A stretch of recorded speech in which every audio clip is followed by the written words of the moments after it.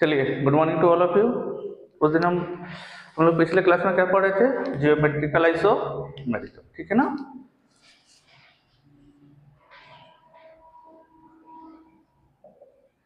Geometrical isomerism,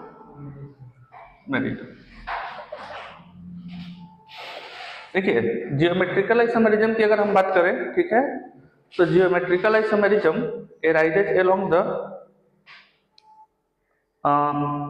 stiction of rotation, ठीक है ना।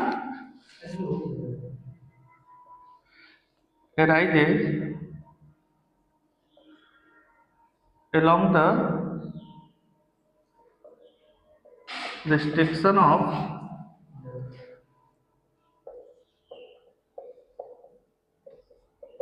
रोटेशन, ठीक है ना। रिस्ट्रिक्शन ऑफ रोटेशन की अगर हम बात करें, ठीक है, तो रिस्ट्रिक्शन ऑफ रोटेशन क्या होता है? जब कभी कार्बन कार्बन के बीच में क्या होता है? डबल बॉन्ड होता है, ठीक है। तो यहां पर ये दोनों कार्बन रोटेट नहीं कर पाते हैं, ठीक है ना, जिसकी वजह से इस पे जो ग्रुप लगे होंगे, ठीक है, उनकी पोजीशन एक दूसरे के रेस्पेक्ट में क्या हो जाती है? फिक्स हो जाती है, ठीक है ना। तो हम ऐसे दो कंपाउंड्स के बीच में इजीली क्या कर सकते हैं? कंपेयर कर सकते हैं। लेकिन अगर यह कॉन्टिन्यूसली रोटेट होता रहा, जैसे कि सिग्मा बॉन्ड में होता है, तो इन दोनों ग्रुप की पोजीशन इनके रेस्पेक्ट में कभी क्या नहीं होगा? स्थिर ही नहीं होगा, स्टिल ही नहीं होगा। तो हम कभी कंपेयर कर ही नहीं पाएंगे, क्यों? क्योंकि इनका पोजीशन लगातार चेंज हो रहा होता है, ठीक है ना। तो जियोमेट्रिकल आइसोमेरिज्म उस ऑर्गेनिक कंपाउंड में होता है जहां पे स्ट्रिक्शन ऑफ क्या हो? रोटेशन हो, कार्बन कार्बन के बीच में क्या हो? डबल बॉन्ड हो, या फिर क्या हो? कंपाउंड हमारा साइक्लिक हो। कंपाउंड क्या हो? साइक्लिक हो, ठीक है ना। या कार्बन कार्बन के बीच में अगर सिग्मा बॉन्ड है, कार्बन कार्बन के बीच में क्या है? सिग्मा बॉन्ड, तो इस पे क्या लगा हो? बल्कि ग्रुप लगा हो। क्या लगा हो? बल्कि ग्रुप, बहुत भारी ग्रुप लगा हो। तो बल्कि ग्रुप लगे होने की वजह से क्या होता है कि यह आसानी से रोटेट कर नहीं पाता है। इसकी रोटेशनल एनर्जी की वैल्यू क्या हो जाती है? बढ़ जाती है, जिसकी वजह से ये रोटेट नहीं कर पाता है, ठीक है ना। तो दूसरी शर्त क्या है कि अगर कार्बन कार्बन के बीच में सिग्मा बॉन्ड भी हो, लेकिन इसके साथ क्या लगे हो? बल्कि ग्रुप लगे हो, हेवी भारी ग्रुप लगे हो, ठीक है। और क्या कार्बन नाइट्रोजन के बीच में भी हो सकता है, नाइट्रोजन नाइट्रोजन के बीच में भी हो सकता है। इन सारे केसेस में क्या होता है? जियोमेट्रिकल आइसोमेरिज्म अराइज होता है। क्लियर है? अच्छा, कौन कौन से केस में जियोमेट्रिकल आइसोमेरिज्म अराइज नहीं हो सकता है, ठीक है ना। तो इसको नोट कर लीजिए। तो हम क्या करते हैं, आगे का बताते हैं कि कौन कौन से केस में राइज हो सकता है, कौन कौन से केस में राइज नहीं हो सकता है।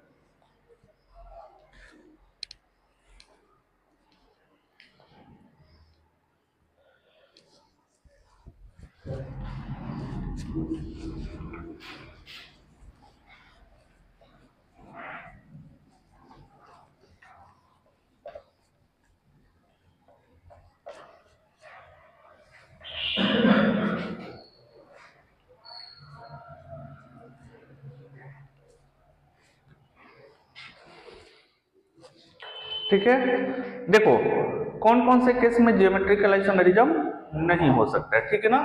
तो in the following case, in the following case geometrical isomerism do not arise. Geometrical isomerism do not arise, ठीक है ना। देखो, अगर कार्बन कार्बन के बीच में दोनों कार्बन पे क्या लगा हो? सिमिलर ग्रुप लगा हो, चारों ग्रुप क्या हो? सेम हो, तब यहां पे जियोमेट्रिकल आइसोमेरिज्म नहीं हो सकता है, ठीक है ना। और किस केस में नहीं हो सकता है? कार्बन कार्बन, एक कार्बन पे दो ग्रुप क्या हो? सेम हो, ठीक है ना। तीन ग्रुप सेम हो एक डिफरेंट हो तब भी नहीं हो सकता है। हाँ, और किस केस में नहीं हो सकता है? एक ही कार्बन पे क्या लगा हो, दो सिमिलर ग्रुप लगा हो, तो इस केस में भी नहीं हो सकता है। बोलिए, कार्बन कार्बन के बीच में क्या हो, सिग्मा बॉन्ड हो, तब भी नहीं हो सकता है। हाँ, कार्बन कार्बन के बीच में क्या होना चाहिए, restriction of rotation, double bond, और कार्बन कार्बन के बीच में अगर ट्रिपल बॉन्ड हो तब भी नहीं हो सकता है। कार्बन कार्बन के बीच में क्या होना चाहिए, डबल बॉन्ड, या तो कंपाउंड क्या होना चाहिए, साइक्लिक। बात समझ में आ गई? तो इन सारे केसेस में जियोमेट्रिकल आइसोमेरिज्म नहीं हो सकता है। ठीक है ना, नोट करिए।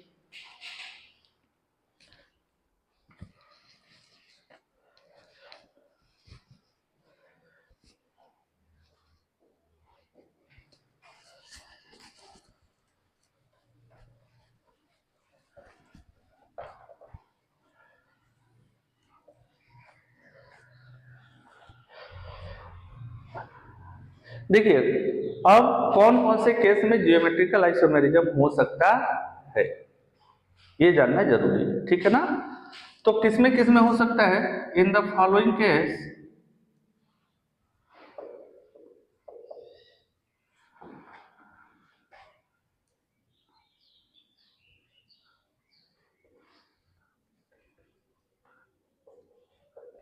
जियोमेट्रिकल आइसोमेरिज्म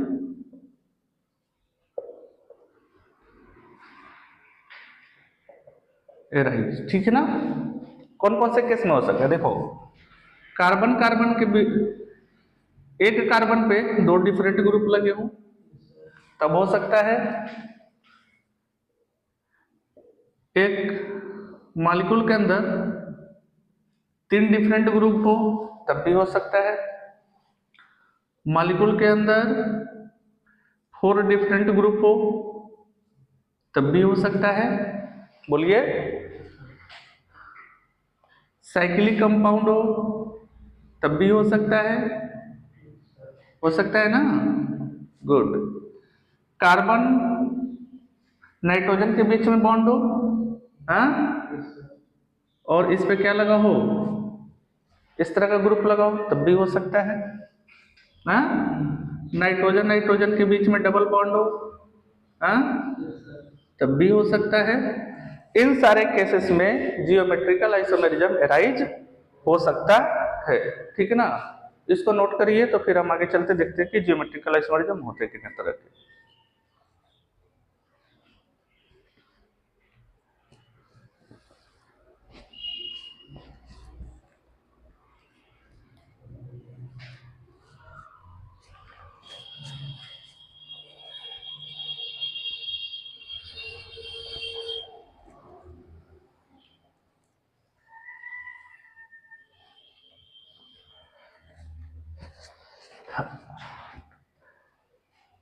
जियोमेट्रिकल आइसोमेरिज्म की बात करें तो जो जियोमेट्रिकल आइसोमेरिज्म होता है वो सिस ट्रांस होता है, इजेड होता है और सिन-एन-टी होता है। ठीक है ना, तो सबसे पहले हम देखते हैं कौन सा, cis trans isomerism, cis trans isomerism.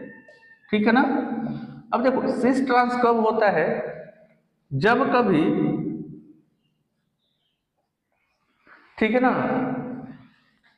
Same group का पोजीशन डबल बॉन्ड के एक साइड में हो, ठीक है, तब वो इस तरह के आइसोमेरिज्म को बोलते हैं सिस। तब इस तरह के आइसोमेरिज्म को क्या बोलेंगे, सिस आइसोमेरिज्म बोलेंगे। ठीक है ना, देखो क्या हो, इस डबल बॉन्ड पे आप खड़े हो जाओ, इस डबल बॉन्ड पे क्या हो गए, खड़े हो गए, और इस डबल बॉन्ड पे खड़े होने के बाद अपने दोनों हाथों से दोनों ग्रुप को पकड़ लिया। अगर दोनों ग्रुप सेम है तब तो क्या है, सिस है। लेकिन अगर यही ग्रुप एक दूसरे के किस में आ जाए, अपोजिट साइड में आ जाए, ठीक है ना, तब ये क्या कहलाएगा, ट्रांस। तब ये क्या कहलाएगा, ट्रांस। आप इस डबल बॉन्ड पे खड़े हो गए, दोनों ग्रुप को पकड़ लिए हाथों से, और जब दोनों ग्रुप को हाथों से पकड़ेंगे तो पता चला कि दोनों ग्रुप क्या हैं, अलग अलग है। तो ये कौन सा हो गया, ट्रांस हो गया। ठीक है ना। एग्जाम्पल के लिए देख लीजिए कि हमने एक एग्जाम्पल ले लिया ब्यूटीन का। हमने एग्जाम्पल किसका ले लिया, ब्यूटीन का। ठीक है ना। अब इस पर्टिकुलर ब्यूटीन के दो आइसोमेरिज्म बन सकते हैं, दो आइसोमर्स बन सकते हैं, दो तरह के ज्योमेट्रिकल आइसोमर्स बन सकते हैं। कौन कौन से बन सकते हैं? एक तो देखो कौन, इस वाले कार्बन और इस वाले कार्बन के बीच में डबल बॉन्ड है, हाँ? तो कार्बन कार्बन के बीच में क्या हो गया, डबल बॉन्ड। अब देखो इस कार्बन के साथ एक CH3 और इस कार्बन के साथ एक CH3 अटैच है। तो अगर दोनों CH3 एक ही साइड में हो और दोनों हाइड्रोजन दूसरे अपोजिट साइड में हो, तब ये कौन सा आइसोमर्स हो गया, सिस आइसोमर्स, है ना। तो इसको क्या बोलेंगे, सिस but two in, but two इन। लेकिन अगर इन दोनों का पोजीशन, मेथिल ग्रुप और हाइड्रोजन का पोजीशन क्या हो, एक दूसरे के, देखो अब CH3 के अपोजिट में क्या क्या, CH3 हाइड्रोजन के अपोजिट में हाइड्रोजन। नाउ अब इसको क्या बोलेंगे, ट्रांस ब्यूट टू इन। बोलो बात समझ में आती है? हाँ, नोट करिए इतना।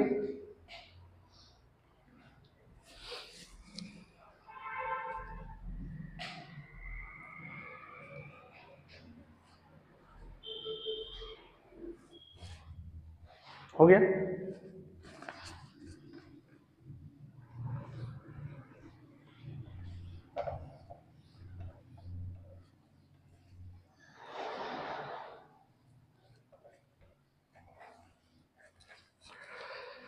जैसे देखिए अगर हम बात कर लें किसकी 1,2 डाइमेथिल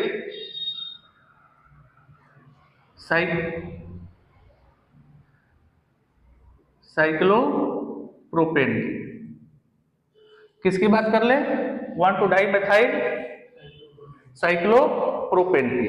तो इसे कितने आइसोमर्स बन सकते हैं, ठीक है ना। तो देखो साइक्लोप्रोपेन है और ये मिथाइल ये मेथिल, ठीक है ना, और यहाँ पे क्या लग जाएगा, हाइड्रोजन। ठीक। अब देखो ये जो साइक्लिक कंपाउंड है, आप अगर इसको ऐसे समझ पा रहे हो तो ठीक, और नहीं तो इन दोनों कार्बन के बीच में अपने से क्या लगा दो, साइक्लिक कंपाउंड की जगह डबल बॉन्ड लगा दो। हाँ, तो देखो अगर यहाँ पे हम डबल बॉन्ड मान ले, इस बॉन्ड को क्या मान ले, डबल बॉन्ड मान ले, तो इस डबल बॉन्ड के एक साइड में दोनों CH3 ग्रुप है और दूसरे साइड में क्या है, हाइड्रोजन है। तो जब दोनों एक साइड में CH3 ग्रुप है तो ये क्या हो जाएगा, कौन सा हो जाएगा, सिस। लेकिन अगर यही सिमिलर कंपाउंड में मॉलिक्यूल्स का अरेंजमेंट कुछ ऐसा हो कि दोनों एक दूसरे के क्या हो,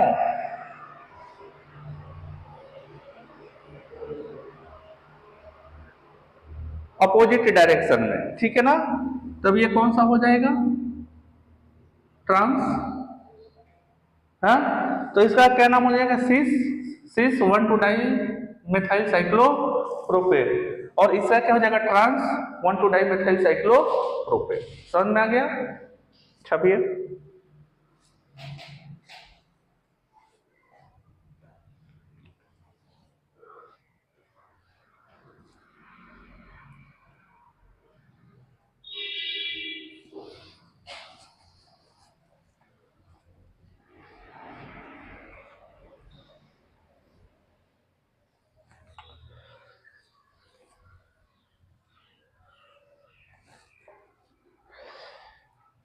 ठीक है ना।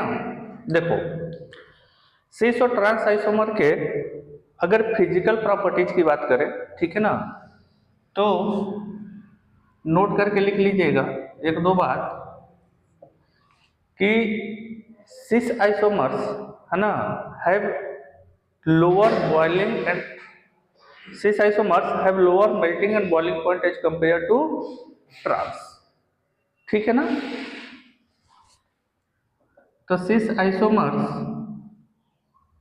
generally have lower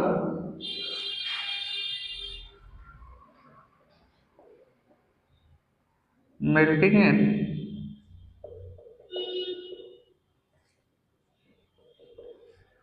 boiling point as compared to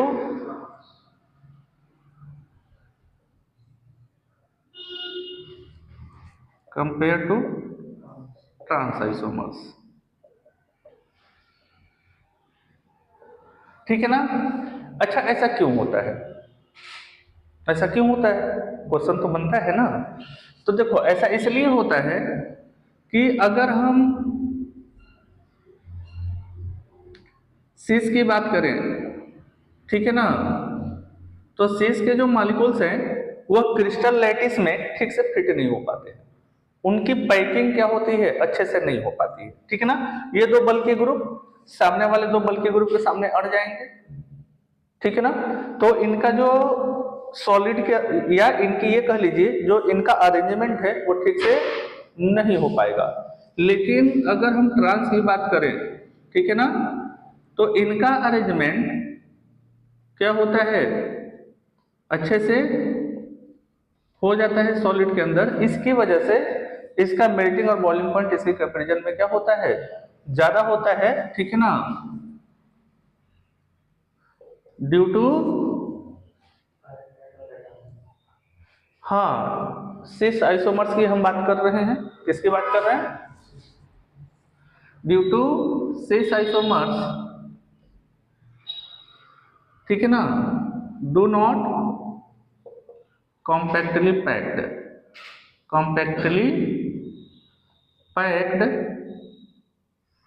in solid.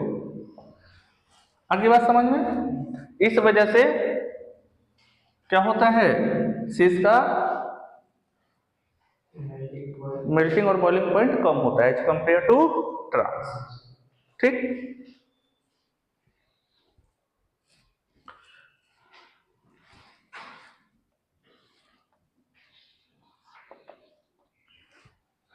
दूसरा अगर बात करें, इधर देखिए, अगर इस कंपाउंड को देखिए तो CH3 जो है इसका जो डाइपोल मोमेंट इस साइड में होगा और इसका डाइपोल मोमेंट इस साइड में होगा। ये दोनों एक दूसरे को क्या कर देंगे, कैंसिल कर देंगे, है ना। तो जनरली जो होता है ना, जनरली जो होता है वह ट्रांस जो होते हैं, ट्रांस आइसोमर्स, उनका जो डाइपोल मोमेंट होता है वो जीरो होता है। जनरली की बात कर रहा हूं, हमेशा ऐसा नहीं होता है, हमेशा ऐसा नहीं होता है, ठीक है ना। जनरली जो होता है वह ट्रांस आइसोमर्स का जो क्या होता है, डाइपोल मोमेंट वो जीरो होता है, जबकि सिस आइसोमर्स का नहीं होता है, ठीक है ना। तो लिख लीजिए, generally dipole moment of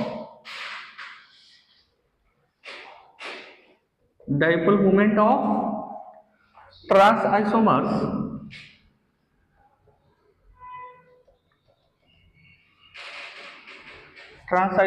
is zero, whereas cis isomers do not, ठीक है ना।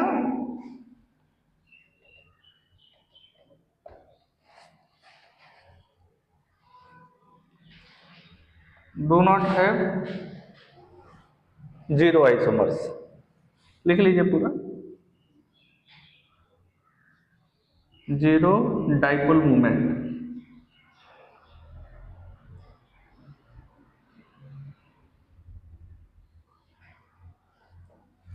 क्लियर है ना।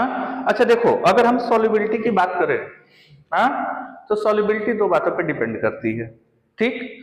एक तो किसी भी कंपाउंड का वाटर के अंदर जो सॉल्युबिलिटी होती है वो डिपेंड करती है हाइड्रेशन और लैटिस एनर्जी पर, हाँ, अगर हाइड्रेशन एनर्जी ज्यादा है किसी कंपेरिजन में लेटिस एनर्जी के कंपेरिजन में तो वाटर के अंदर सॉल्युबल होता है, अदरवाइज वो नहीं होता है। आगे बात समझ में। लेकिन अगर लेटिस एनर्जी की वैल्यू ज्यादा है किसके कंपेरिजन में, हाइड्रेशन एनर्जी कंपेरिजन में, तो वाटर के अंदर इनसॉल्युबल हो जाएगा। तो ये किसके लिए होता है, आयनिक कंपाउंड के लिए। हाँ, दूसरी बात है वो कि जो ऐसे कंपाउंड जो वाटर के साथ क्या करते हैं, इजिली हाइड्रोजन बॉन्ड बना सकते हैं, उनकी भी सॉल्युबिलिटी ज्यादा होती है। किसके अंदर, वाटर के अंदर, उन कंपाउंड के कंपैरिजन में जो वाटर के साथ हाइड्रोजन बॉन्ड नहीं बनाते हैं। तीसरी बात ये डिपेंड करती है कि अगर किसी मॉलिक्यूल के अंदर क्या हो, डाइपोल पोलैरिटी हो, किसी मॉलिक्यूल के अंदर क्या हो, पोलैरिटी हो, तो उनकी सॉल्युबिलिटी थोड़ी सी क्या हो जाती है, बढ़ जाती है। कहां पर, वाटर में। जबकि ऐसे मॉलिक्यूल जिनके अंदर क्या है, पोलैरिटी नहीं है, उनकी सॉल्युबिलिटी क्या हो जाती है, कम हो जाती है। बात समझ में आ गई ना। चलो इतना छाप लो, तो नेक्स्ट पॉइंट नोट करा देते हैं।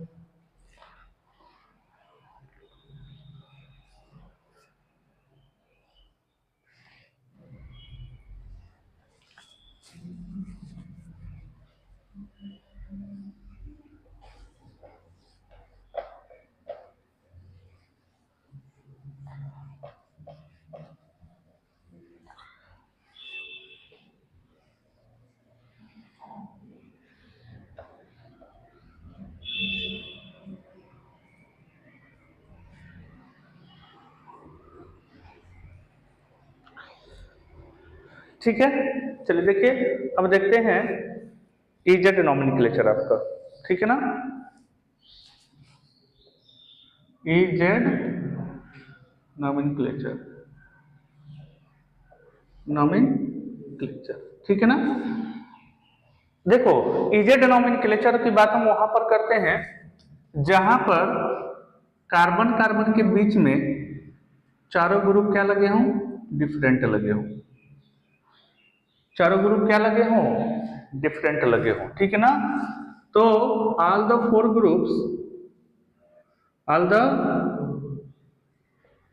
Groups on carbon atom are different. क्या होना चाहिए, डिफरेंट होना चाहिए। तब तो हम किसकी बात करेंगे, इजेड की बात करेंगे, ठीक ना। दूसरी बात क्या, इधर देखिए कि अगर चारों ग्रुप डिफरेंट हैं तब हम इस क्या डिसाइड करते हैं, यहां पर प्रायोरिटी डिसाइड करते हैं, ठीक है ना। तो priority must decided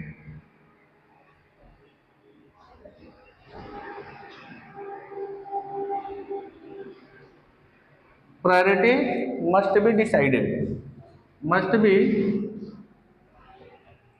decided of the groups। बोलिए, वे सारे ग्रुप्स जो कि कार्बन कार्बन डबल बॉन्ड पे लगे हैं, उनकी हम क्या डिसाइड करते हैं, प्रायोरिटी। और प्रायोरिटी किस बेसिस पे डिसाइड करते हैं, priority is decided on the basis of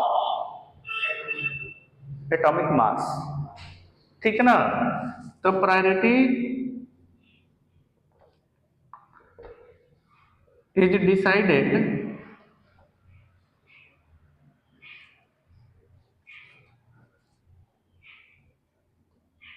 on the basis of क्या, एटॉमिक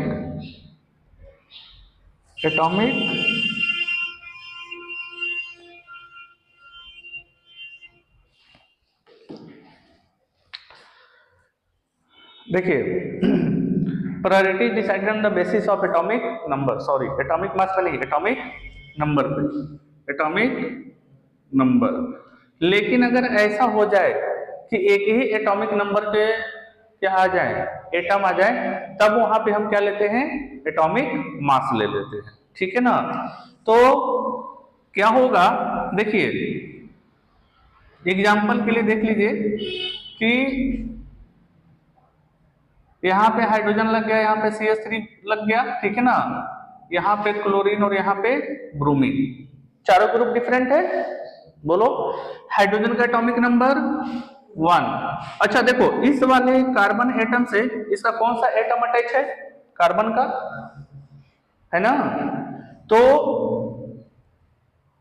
इजेड नोमेनक्लेचर में हम उस एटम को पहले लेते हैं जो डबल बॉन्ड कार्बन से क्या हो, अटैच हो, ठीक है ना। इस वाले डबल बॉन्ड कार्बन एटम से इसका कौन सा एटम अटैच है, कार्बन। इसका एटॉमिक नंबर कितना होता है, 6, है ना। तो इसका क्या हो गया, प्रायोरिटी 1 हो गया, इसका प्रायोरिटी 2 हो गया। बोलिए अगर बात करें क्लोरीन और ब्रोमीन की, हाँ, तो क्लोरीन का एटॉमिक नंबर कितना होता है और इसका,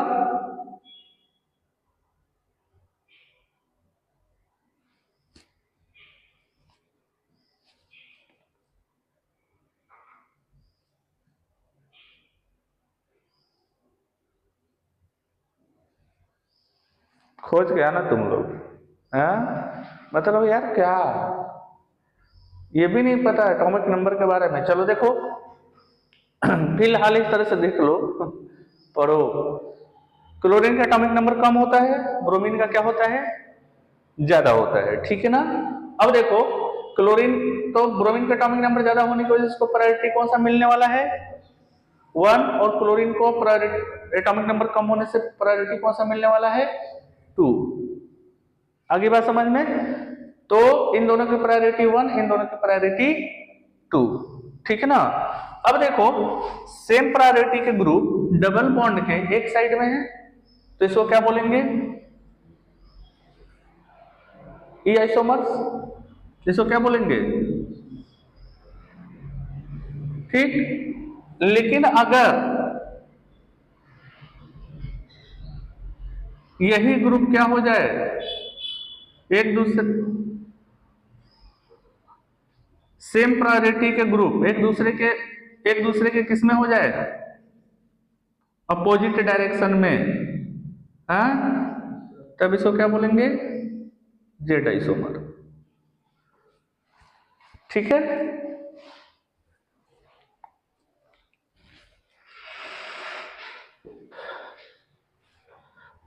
वेट इधर देखो, सॉरी, अगर सेम प्रायोरिटी के ग्रुप एक ही साइड में है डबल बॉन्ड के, तो इसको बोलते हैं जेड, ठीक है ना।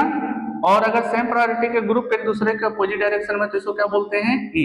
इसको ऐसे याद रखिए, ई फॉर एंटी, एंटी मतलब एक दूसरे के आमने सामने, ठीक है ना। चलिए नोट करिए इसको जल्दी से।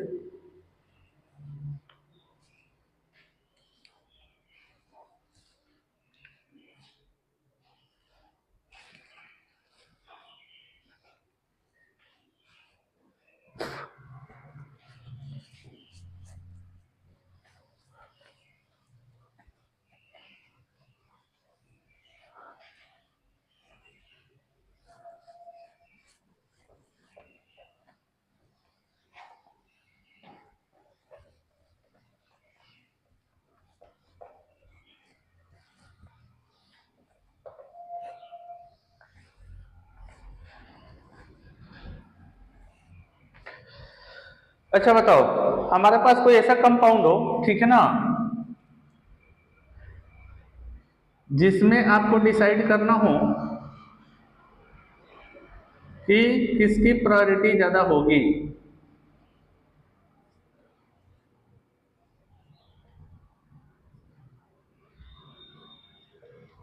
इसमें अगर डिसाइड करना हो इजेड नोमेनक्लेचर, तब कैसे करेंगे। देखो इसमें एक बात क्या है कि इस कार्बन के साथ कार्बन है, गुड, एटॉमिक नंबर 6। इस कार्बन के साथ क्या है, अगेन कार्बन है, एटॉमिक नंबर 6। अब इन दोनों में कैसे डिसाइड करोगे, नहीं, एटॉमिक मास नहीं। अभी हम इसको क्या करेंगे कि ये जो CHO है, ये जो हमारा क्या है, अगर CHO का स्ट्रक्चर देखा जाए, ठीक है ना, तो C डबल बॉन्ड OH होता है, इसको देखो COH को, तो इसका क्या होगा, C डबल बॉन्ड O और H, ठीक, तो ऐसे जितने भी कंपाउंड जिसमें कोई एटम डबल बॉन्ड या ट्रिपल बॉन्ड से लगा हुआ हो, हम उसको तोड़ के क्या कर देते हैं, सिंगल बॉन्ड से, ठीक है ना। अब इस डबल बॉन्ड को हम ब्रेक करेंगे, 2 ऑक्सीजन लगा देंगे, इस डबल बॉन्ड को ब्रेक करेंगे, क्या कर देंगे, 2 ऑक्सीजन लगा देंगे। अगली बात समझ में। अब देखो कैसे डिसाइड करेंगे, ठीक है। यहां पे कार्बन, यहां पे भी कार्बन, गुड, अच्छी बात है। जब पहला दोनों एटम सेम हो तो हम अगले वाले एटम पे क्या करते हैं, आ जाते हैं, ठीक है ना। अब अगर इस CH3 का स्ट्रक्चर देखो, ठीक है ना, तो कुछ ऐसे होगा, अब देखो इस कार्बन के साथ एक हाइड्रोजन, इस कार्बन के साथ भी एक हाइड्रोजन हटा दो, सेम हो गए। अब अगला एटम क्या है, इस कार्बन के साथ हाइड्रोजन, लेकिन इस कार्बन के साथ अब क्या लग गया, ऑक्सीजन। तो हाइड्रोजन और ऑक्सीजन में किसका एटॉमिक नंबर ज्यादा है, ऑक्सीजन का। तो this will get first priority, this will get second priority. इन दोनों में बता दो, इन दोनों में बता दो, ऊपर वाले का क्या प्रायोरिटी फर्स्ट होगी, इसकी सेकंड होगी, ठीक है ना। कर गए गलती, हमने क्या बताया कि सबसे पहले पहला वाला आइटम देखते हैं। तो यहाँ पे पहला आइटम क्या लगा है, और यहाँ पे कार्बन ऑक्सीजन में किसका एटॉमिक नंबर ज्यादा होता है। हमने क्या बताया, ये हम तब अप्लाई करेंगे जब दोनों ही एटम क्या हो, सेम हो। समझ पा रहे कि नहीं समझ पा रहे। अगर दोनों ही एटम सेम हो तब तो ये कॉन्सेप्ट अप्लाई करेंगे, लेकिन यहाँ पे जब दोनों ही पहला एटम क्या है, डिफरेंट है, तो इसका एटॉमिक नंबर क्या है, ज्यादा है, इसका एटॉमिक नंबर कम है, तो this will get first priority, this will get second priority. बात समझ में आ रही है, बोलो।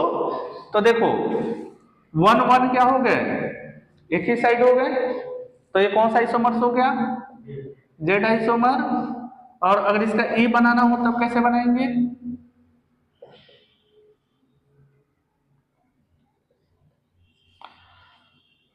ये हो गया CHO, ये हो गया CH3, और इसके पोजीशन को सेम रहने दो, तो देखो इसका प्रायोरिटी कौन सा था, फर्स्ट, इसका प्रायोरिटी सेकंड, इसका प्रायोरिटी फर्स्ट, इसका प्रायोरिटी सेकंड। अब सेम प्रायोरिटी के ग्रुप एक दूसरे के एंटी हैं, अपोजिट साइड में है, ठीक है ना।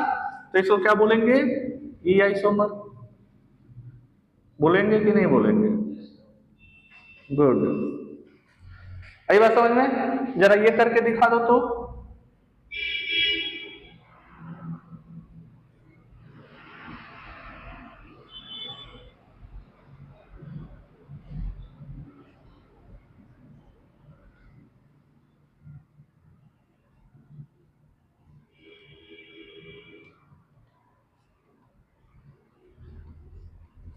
चलो करके दिखाओ ये वाला। ये ई है कि जेड है बताओ,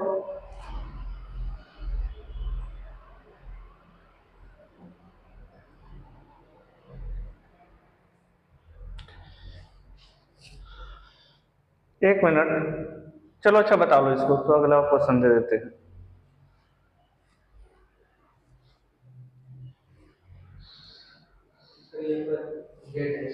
जेड आइसोमर से, ठीक है ना। दोनों में किसकी प्रायोरिटी ज्यादा होगी, इसमें कार्बन की ज्यादा होगी, अच्छा बताओ इसमें पहला एटम कौन सा अटैच है, और इसमें तो ऑक्सीजन का एटॉमिक नंबर ज्यादा होता है कि कार्बन का, ऑक्सीजन का। तो this will get first priority, this will get second priority. इसमें बताओ नाइट्रोजन का ज्यादा है, this will get first priority, this will get second priority, है ना। हमने क्या बोला, ये वाला कॉन्सेप्ट तब अप्लाई करेंगे जब हमारा पहला एटम क्या हो, सेम हो, ठीक है ना। यहाँ पे सारे अलग अलग हैं, तो ये कौन सा हो जाएगा, ई आइसोमर।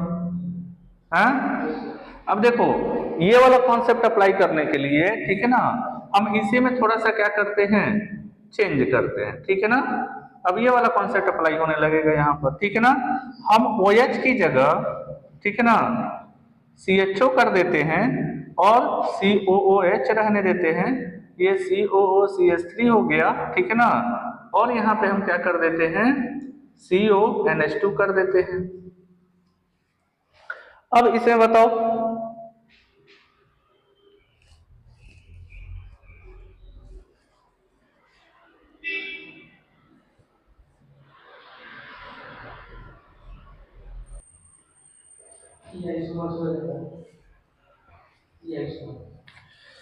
ई आइसोमर्स, चलो देख लेते हैं।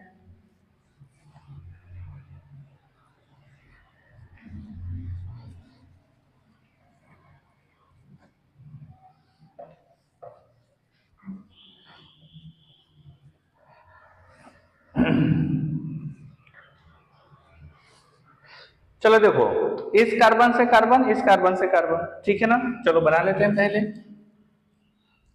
तो इस कार्बन से कार्बन अटैच है और इसके साथ डबल बॉन्ड O और H है ना।